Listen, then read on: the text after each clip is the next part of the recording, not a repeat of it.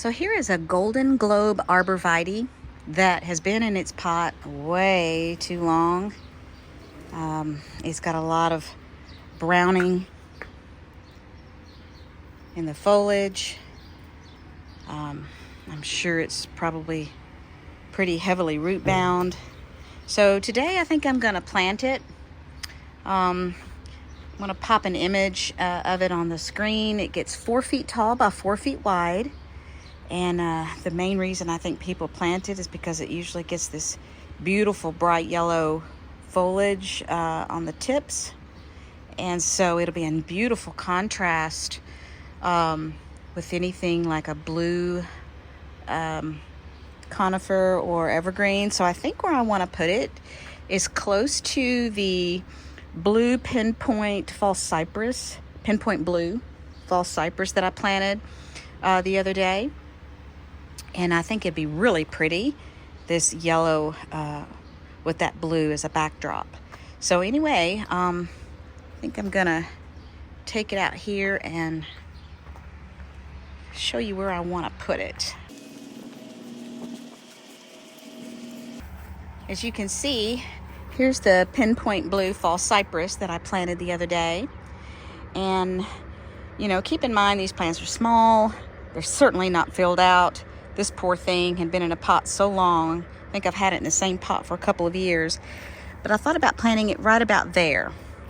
And the reason I was thinking there is because this pinpoint blue gets 5 to 6 feet wide.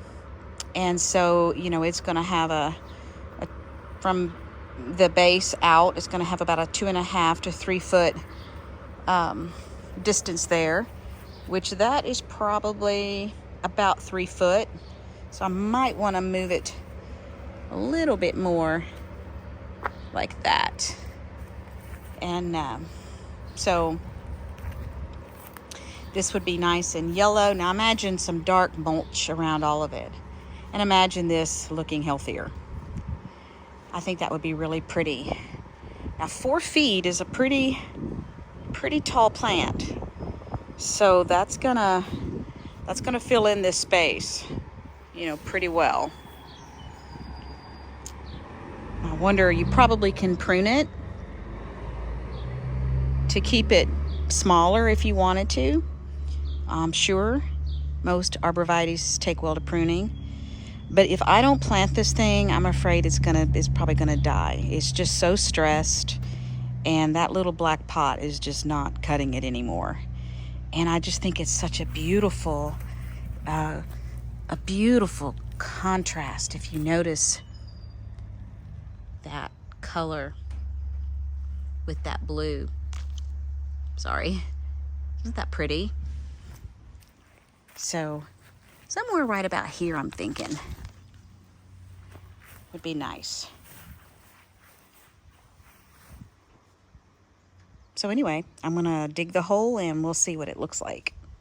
Okay, so I got my hole dug and just been transferring it here. But as I was digging the hole, I would pour a little bit of the compost, the Land and Sea compost, and then I would take my post hole digger and just kind of mix it up a little bit. And then once I got it good and mixed, I would transfer it over into my little bucket there. And I put the pot in there, and it's about, now it'll settle because I loosened a little bit. So it's a little bit above ground level. But I want to allow for the settling, and I also want to allow for some mulch that I'm going to be putting around it. And I don't want to get it too deep. So we're going to leave it at that. I'm going to put a little bit of biotone fertilizer that I've already put in my little handy dandy cup here. And just kind of sprinkle that in there. And then I'm going to reserve a little bit to put around the edge of the plant as I put it in there. Well, y'all, I feel so guilty. I want you to look at the roots. It took me a while to get this out of the pot. It looks like copper wiring. It is so root bound. Oh my goodness, I feel so guilty. I'm going to definitely have to root prune this a little bit. Well, I call it root pruning. I don't know. I'm going to have to slice through these. They're just going into this circular pattern. It's all the way around. Oh my goodness. It's 1,000 wonders this thing is even still living. So let me go get my blade and I'll be right back. All right, so I've got my blade here. I'm just going to kind of cut through some of these and hopefully not kill it. It's just, oh my goodness, poor thing. Poor thing. I don't even know if you're supposed to do this. It's just layers thick of roots. Ooh, it's gonna be so stressed. What a mess. I should never let it get this bad. Just gonna rough them up a little bit. Hopefully it'll still have roots. Goodness gracious.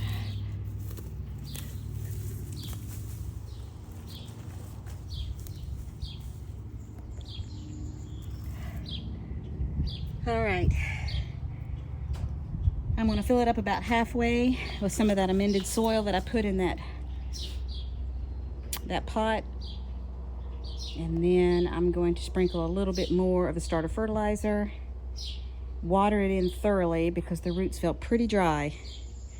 Let it sit there a little bit, and then I'll top off the soil so that it's level with the ground. So I filled it about half full with the soil and starter fertilizer. And I'm just really putting the water to it there. I'm gonna let it sit like that for just a few minutes. Oh, that water feels so good. It is so hot today.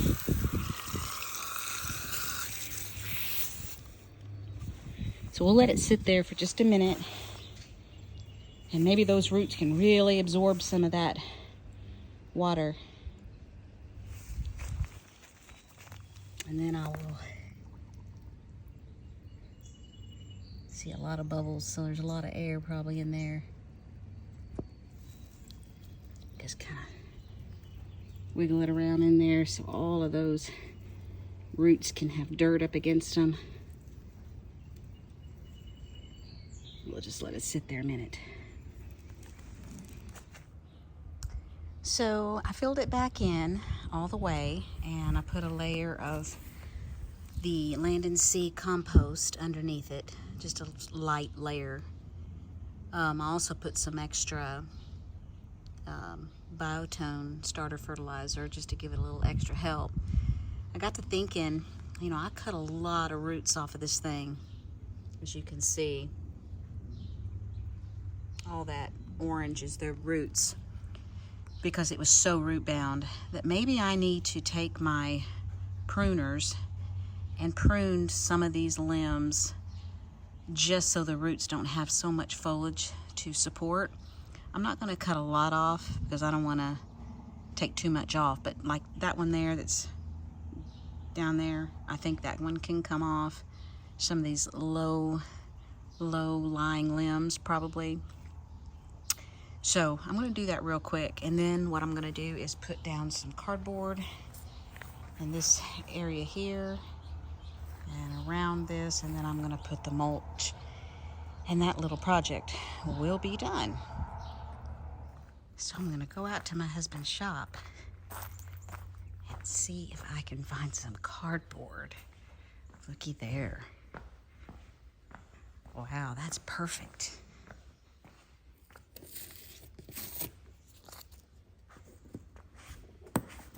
I don't want any adhesive or plastic on it. It does have some staples. I'd have to get rid of those, but other than that, that's a perfect piece of cardboard.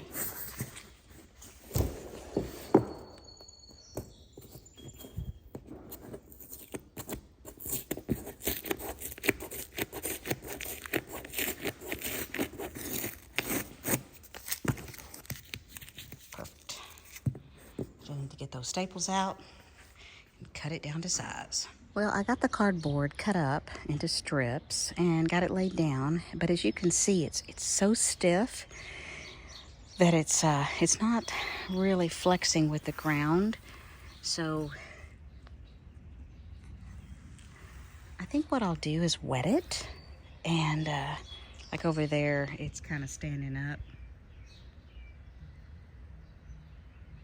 So if I put the mulch on it, it's probably gonna kick out through the mulch. So I'm gonna wet it down a little bit with a hose, and maybe that'll cause it to kind of bend easier, and then I'm going to lay the mulch on it. So this is it with all the mulch added to it. You can see where the shade is coming. It's starting to go behind the building there. So it's now in the shade, which is probably a good thing because, you know, with the roots situation, I didn't want it to be too stressed. So maybe now that the sun is not directly on it, it won't be as stressed. That area there took about 2 bags of mulch, but I put it really thick to cover all that cardboard. So, you know, just to give you an idea. But you can just kind of see how this, maybe you can visualize how this area is coming together. My line is gonna come like this and then circle back over here, and I haven't worked on this side very much. I'm trying to just work from the back so I don't step on a bunch of plants. Working from the back towards the front, this rose bush needs to go. Certainly needs to be pruned way back. I pruned this one and that one, but I haven't got to the other one. But this just kind of gives you an idea. You can imagine all of this area here planted and mulched good. Maybe it'll be pretty. I've got to figure out something that likes shade, morning sun. Needs to like morning sun, evening shade, or afternoon shade, but that can handle cold temperatures, that gets probably about 4 to 5 feet tall. And I don't know what that is, because I want to put it in place of these rose bushes here, these double knockouts, mainly because it's not exactly the color that I wanted. So I've got this one, and then that giant one over there that I would really like to replace. But, you know, don't have to do that this season. I could just prune them back, and hopefully I can think of something by next spring maybe and plant it. I'm trying to keep with like pinks, shades of pink, purple, you know. Obviously the some of the evergreens in here have yellow and white. Some of the blooms in here are white. Anyway, hopefully this little guy will live with all those roots cut off.